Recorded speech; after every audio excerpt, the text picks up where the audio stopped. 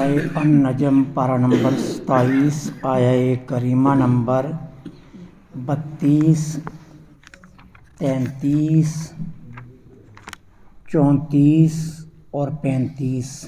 نحمدہ ونصلی ونسلم علی رسولہ الکریم، اما بعد فاعوذ باللہ من الشیطان الرجیم، بسم اللہ الرحمن الرحیم۔ الذین یجتنبون کبائر الاثم والفواحش الا اللمم ان ربک واسع المغفرہ هو اعلم بکم اذ انشأکم من الارض وَإِذْ أَنْتُمْ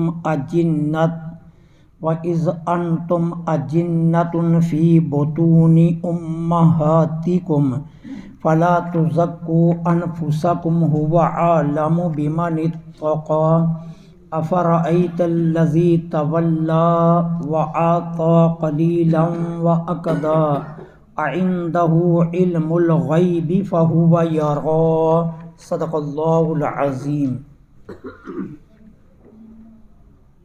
الذین، وہ لوگ، یجتنبون، جو بچتے ہیں، کبائر الاثم، بڑے گناہوں سے، والفواحش، اور بے حیائی سے، الا اللمم، سوا چھوٹے گناہوں کے، ان ربک واسع المغفرہ، بے شک آپ کے رب کی مغفرت بہت وسیع ہے، وہ عالم، وہ خوب جانتا ہے، بکم، تم کو، اذ انشأکم، جب اس نے پیدا کیا تم کو، من الارض، زمین سے، وَإِذْ، اور جب، انتم، تم، اجنۃ، پیٹ کے بچے تھے، فی بطون امہاتکم، اپنی ماؤں کے پیٹوں میں، فلا تزکوا انفسکم، لہذا تم میں سے کوئی بھی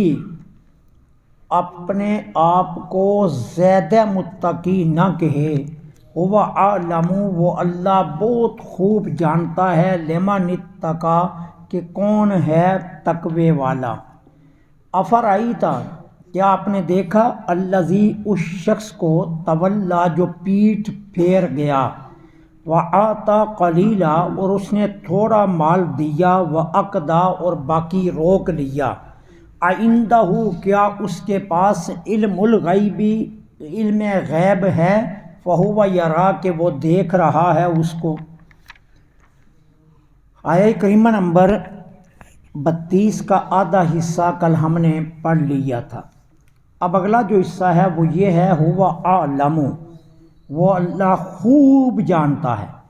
عربی لغت میں اس کو اسم تفضیل کہا جاتا ہے۔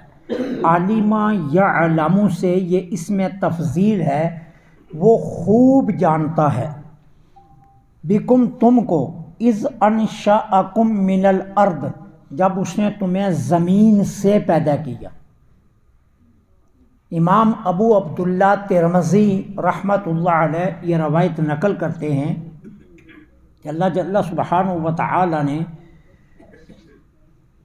ہر انسان کی مٹی زمین سے اٹھائی اور پھر اس کو اس کے آبا کے پشتوں میں رکھ دیا۔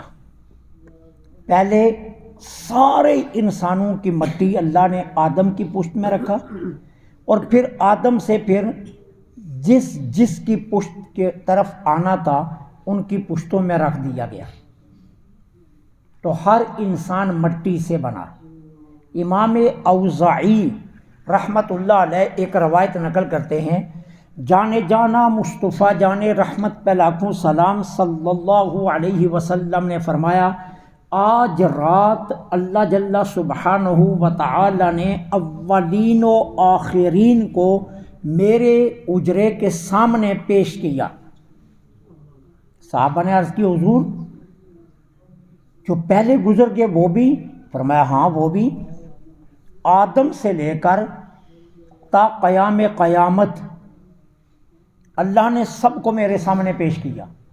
عرض کی، حضور جو ابھی دنیا میں آئے نہیں، جو آئے ہیں وہ تو چلو مان لیا، جو ابھی دنیا میں آئے نہیں ہیں، جو اپنے باپوں کے پشتوں میں اور ماؤں کے رحموں میں ہیں، ان کو بھی میرے آقا نے فرمایا ہاں، مٹی کی متمثل کر کے، مٹی سے تصویر بنا کر جو ابھی دنیا میں آنے والے ہیں اللہ نے انہیں بھی میرے سامنے پیش کیا، اور میں سب کو اسی طرح پہچانتا ہوں جس طرح آدم نے، جب سورہ بقرہ میں آپ پڑھا ہے کہ آدم نے جس طرح اسباق کو پہچان لیا تھا کہ جب اللہ تعالیٰ نے آدم علیہ السلام کو تخلیق کیا تو فرشتوں نے اعتراض کیا تھا، اعتراض یہ تھا کہ جی یہ فساد کرے گا، دنگا کرے گا، تو اللہ تعالیٰ نے ملائکہ سے آدم کا علمی مقابلہ کروایا۔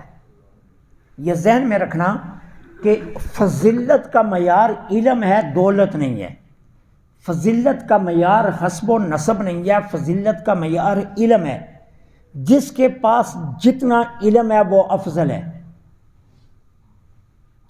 دو ہی فضیلت کے معیار ہیں، علم اور تقوی، یہ فضیلت کے دو معیار ہیں۔ اب آدم سے جو اللہ نے، ملائکہ سے جو آدم کا مقابلہ کروایا تھا وہ علم کا کروایا تھا۔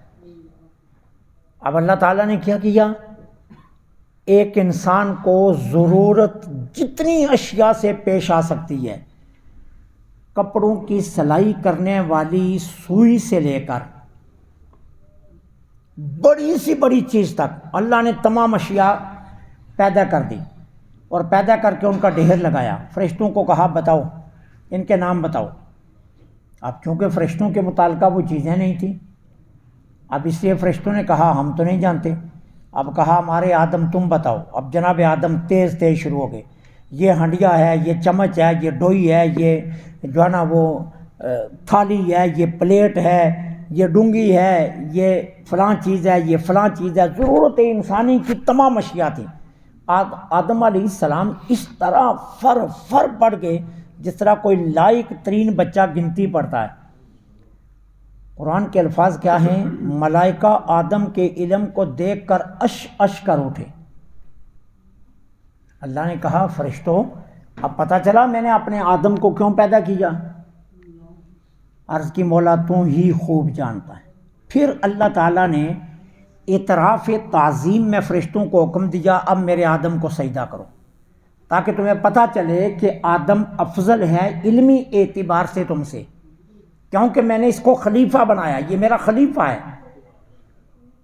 تو خلافت کی بنیاد پر میں نے اس کو اتنا وسیع علم دیا ہے کہ یہ اس افضل ہے۔ اب سرکار علیہ السلام کیا فرما رہے ہیں؟ اولین و آخرین سب آدم سے لے کر قیامت تک میرے سامنے میرے حجرے کے پیش کیے گئے، اور میں سب کو اس طرح جانتا ہوں جس طرح آدم چیزوں کے نام جان گئے تھے۔ میں پہچانتا ہوں سب کو، کسی کا چہرہ مجھ سے مخفی نہیں ہے۔ جو دنیا میں آ چکے ان کو بھی جانتا ہوں، جنہوں نے قیامت تک آنا ہے میں ان کو بھی جانتا ہوں، سب کے چہروں کو پہچانتا ہوں میں۔ یہ امام اوزاعی نے یہ روایت نقل کی اور محدثین کہتے ہیں یہ صحیح ترین روایت ہے۔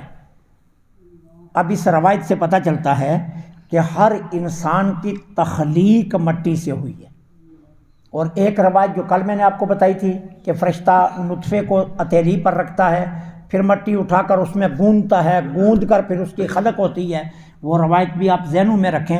تو اللہ تعالیٰ فرماتا ہے وہ اللہ تمہیں بہت اچھی طرح جانتا ہے، جب تم ماں کے پیٹوں میں تھے، جب اس نے تمہیں مٹی سے پیدا کیا اور ابھی تم پیٹ کے بچے تھے، اللہ اس وقت بھی تمہیں جانتا ہے۔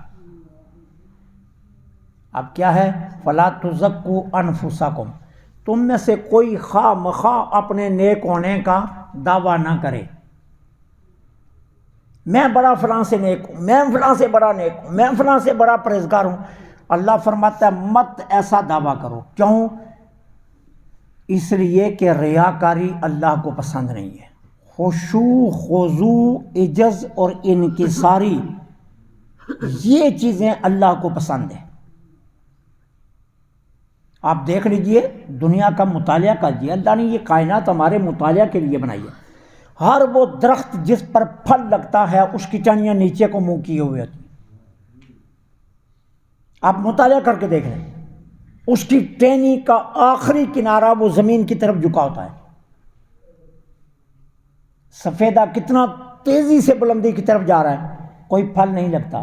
سرو کا درخت کتنا تیزی سے جا رہا ہے، بانس کا درخت کتنا تیزی سے آسمان کی طرف جا رہا ہے، ان کو کچھ بھی نہیں لگتا۔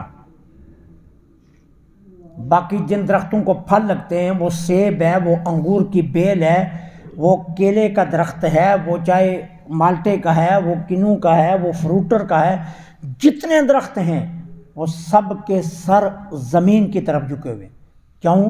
اللہ کو عجز پسند ہے، جو عجز کرتا ہے اللہ اس کو پھل لگاتا ہے۔ حضرت جنید بغدادی رحمۃ اللہ علیہ سے کسی نے تواضع کا معنی پوچھا کہ تواضع کس کو کہتے ہیں؟ آپ نے فرمایا جس کو تو دیکھے اس کو اپنے سے اچھا سمجھے، یہ تواضع ہے۔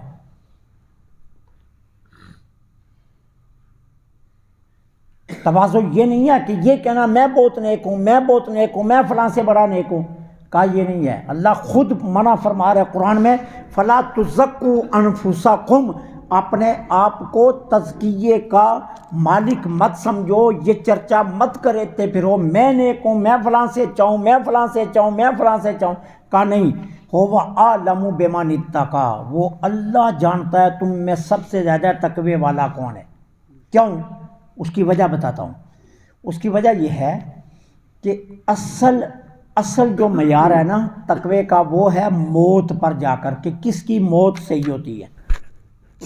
ایک شخص ساری زندگی نمازیں پڑھتا رہا، ساری زندگی روزے رکھتا رہا، ساری زندگی حج و زکاتیں کرتا رہا، لیکن آخری لمحے اس کو کلمہ نصیب نہیں ہوا اور منہ سے کوئی کفریہ کلمہ نکل گیا دنیا سے جاتے ہوئے، تو ہر چیز ضائع ہو گئی۔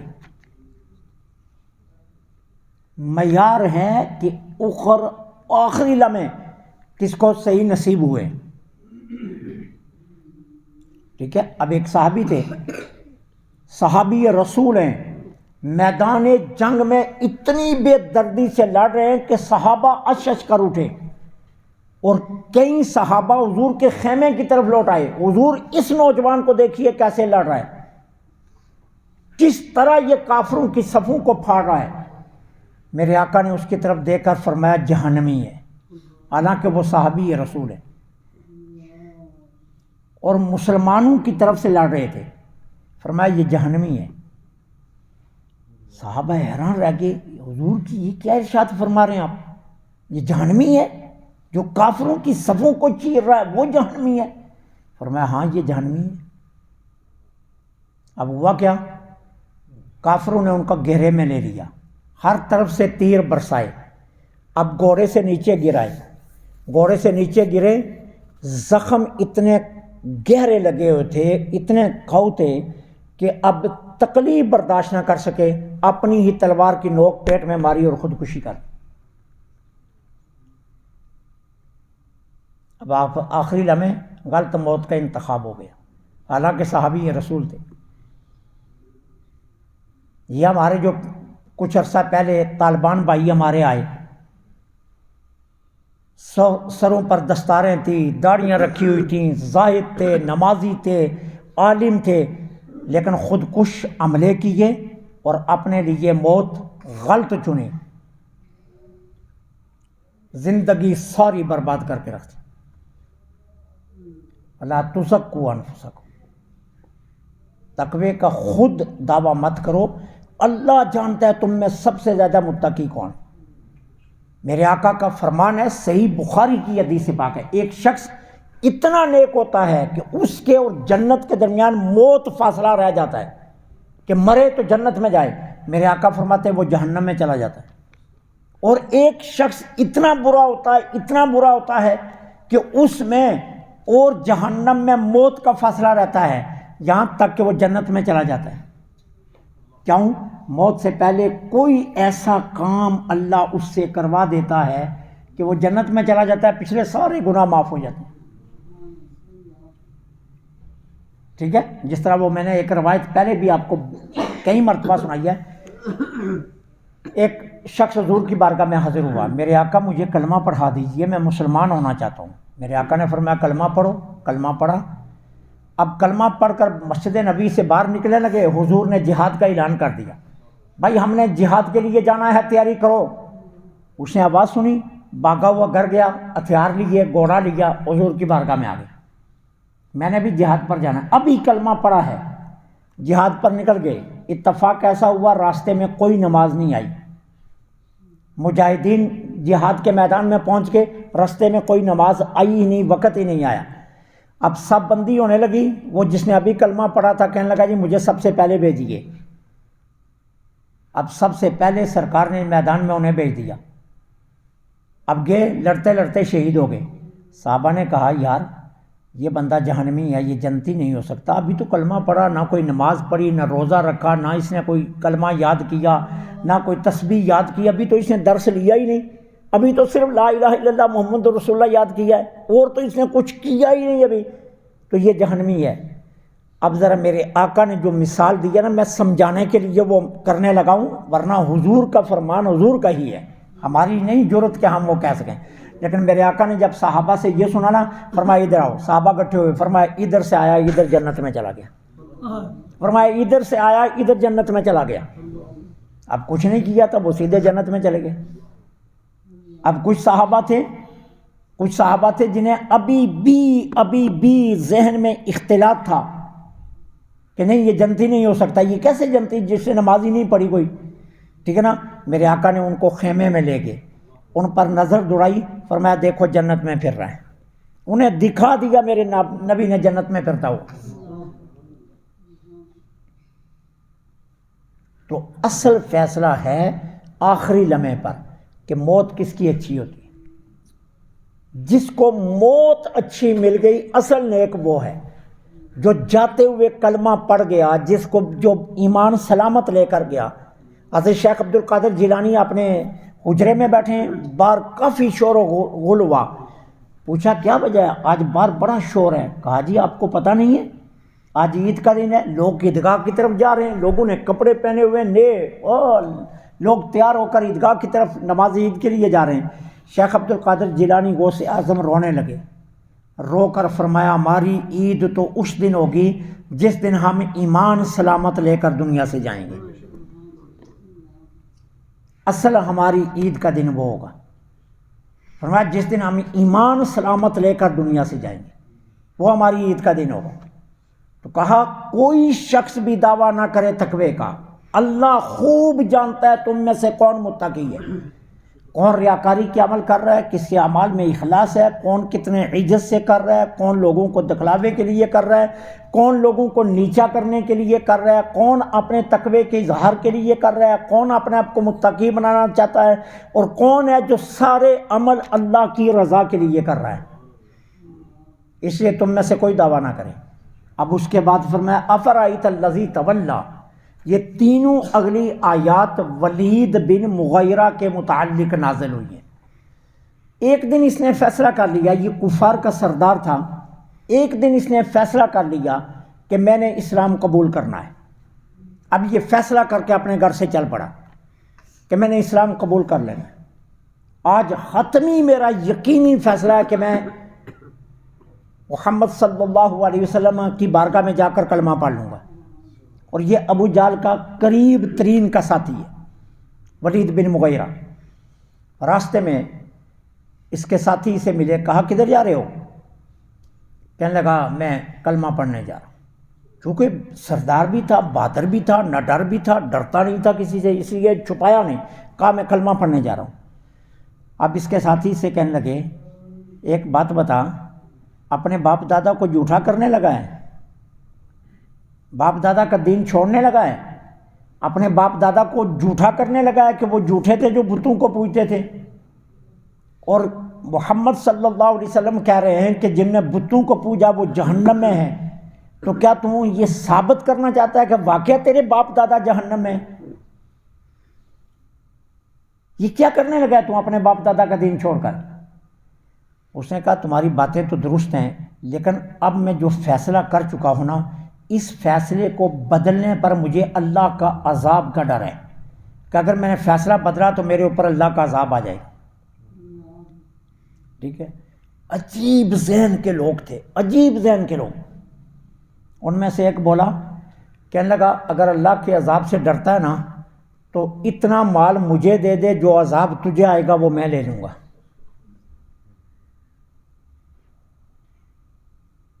تو عذاب خدا سے ڈرتا ہے نا، اتنا مال مجھے دے دے، جتنا مال تو مجھے دے دے گا نا، جتنا عذاب تیرے اوپر آئے گا وہ میں اپنے اوپر لے لوں گا۔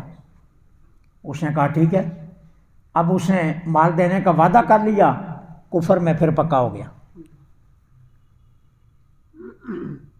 پھر کفر میں پکا ہو گیا۔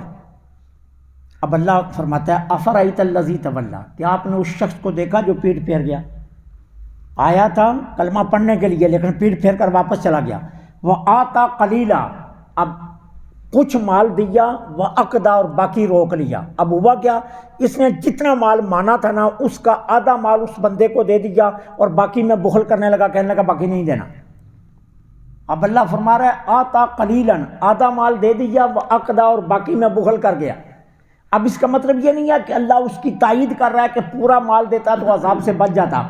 اللہ یہ بتانا چاہتے ہیں کہ یہ تو ہے ہی دھوکے باز، یہ تو ہے ہی فراڈیا، یہ تو انسانوں سے کیا ہوا وعدہ نہیں پورا کر رہا، یہ رب سے کیا ہوا وعدہ کیسے پورا کرے گا؟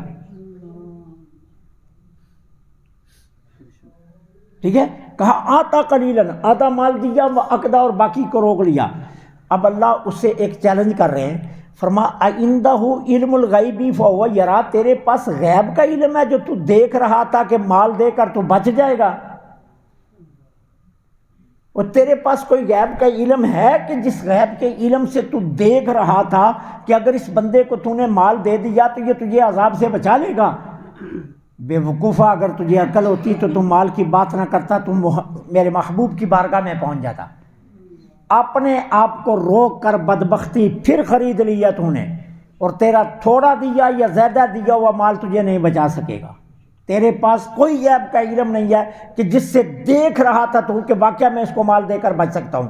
کہا مال دینے سے تم بچ نہیں سکتا ہے، بچنے کا ایک راستہ ہے اور وہ آمنہ کے لال کا دامن ہے، بس اس کے علاوہ ہم نے سارے راستے بچنے کے بند کر دیے۔ اگر ان سے وابستہ ہو جاتا تو تیرے بچنے کی امید تھی، اور ان کو چھوڑ کر تو بچ جائے تو ساری دنیا کا مال بھی دے دے تو پھر بھی نہیں بچ سکتا۔ تو اَعِندَهُ عِلْمُ الْغَیْبِ، کیا اس کے پاس غیب کا علم ہے؟ فَهُوَ یَرَا، کہ جس سے اس نے دیکھ لیا کہ میں بچ جاؤں گا۔ اللہ سے دعا ہے اللہ حق کے